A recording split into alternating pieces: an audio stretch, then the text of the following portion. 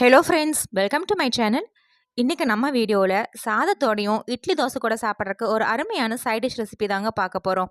எப்பவுமே சாம்பார் காரக்குழம்புன்னு செஞ்சு போர் அடிச்சிருச்சு. இன்றைக்கி ஒரு டைம் கொஞ்சம் வித்தியாசமாக சாதத்துக்கு ரொம்ப சிம்பிளாக அதே சமயம் சுவையாக ஒரு சைட் டிஷ் வேணும்னு அதை ட்ரை பண்ணி பாருங்கள்.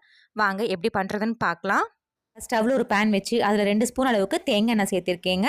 எண்ணெய் சூடானதுக்கப்புறமா அதில் ஒரு 10 பல் அளவுக்கு சின்ன வெங்காயம் சேர்த்துக்கலாம். கூடவே காரத்துக்காக 4 வரமிளகாய் சேர்த்துருக்கேங்க. நீங்கள் காரத்துக்கு தகுந்த மாதிரி கூடவோ குறைவோ சேர்த்துக்கோங்க. இந்த வெங்காயம் வரமிளகாய் வதக்கிறதுக்கு கூட நம்ம தேங்காய் எண்ணெய் சேர்த்து வதக்கணுங்க. அப்போ தான் அந்த துவையல் நல்ல டேஸ்ட்டாக இருக்கும். இந்த மாதிரி வெங்காயம் நல்ல சுருளை செவக்க வதங்கிடணுங்க. வதங்கினதுக்கப்புறமா ஃப்ளேம் ஆஃப் பண்ணிவிட்டு நல்லா ஆறுனதுக்கப்புறமா இது ஒரு மிக்சர் ஜாரில் சேர்த்துக்கலாங்க. இப்போ இது கூட ஒரு 4 பல்லு பூண்டு சேர்த்துருக்கேங்க. நான் நல்லா மீடியம் சைஸ் பூண்டு எடுத்திருக்கேன். சின்ன பூண்டாக இருந்தால் இன்னும் கொஞ்சம் கூடுதலாக சேர்த்துக்கோங்க. கூடவே இஞ்சி மீடியம் சைஸ் இஞ்சி எடுத்து 2 துண்டாக கட் பண்ணி வச்சுருக்கேன், அதை சேர்த்துருக்கேன்.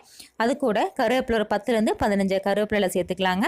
அடுத்ததாக ஒரு 1/4 மூடி அளவுக்கு துருவன தேங்காய் சேர்த்துக்கலாங்க. பெரிய மூடி தேங்காயில் 1/4 மூடி அளவுக்கு துருவி எடுத்திருக்கேன், அது இது கூட சேர்த்துக்கிறேன்.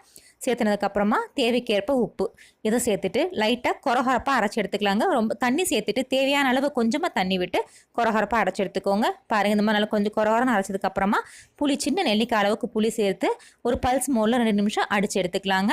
ரொம்ப நைஸாக அரைச்சிடக்கூடாதுங்க. கொஞ்சம் கொரகொரப்பாக இருந்தால் தான் சாதத்தோடு வச்சு சாப்பிட்றதுக்கு ரொம்ப நல்லா டேஸ்ட்டாக இருக்கும். இப்போ ஒரு பாத்திரத்தில் மாற்றிடலாம். இதுக்கு மேலே 1 ஸ்பூன்லேருந்து 2 ஸ்பூன் அளவுக்கு தேங்காய் எண்ணெய் சேர்த்துக்கலாங்க. நீங்கள் விருப்பப்பட்டீங்கன்னா நெய்யோ நல்லெண்ணெயோ அது தகுந்த மாதிரி சேர்த்துக்கோங்க.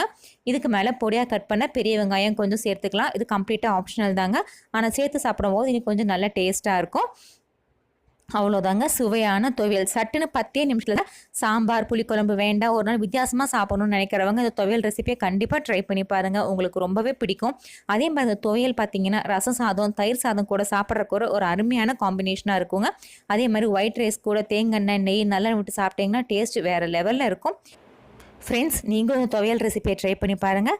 ட்ரை பண்ணி பார்த்துட்டு உங்கள் கமெண்ட்ஸுங்களை சொல்லுங்கள். உங்களுக்கு அந்த துவையல் ரெசிபி வீடியோ பிடிச்சிருந்துச்சுன்னா நம்ம சேனலுக்கு மறக்காமல் சப்ஸ்கிரைப் பண்ணுங்கள், லைக் பண்ணுங்கள், ஷேர் பண்ணுங்கள்.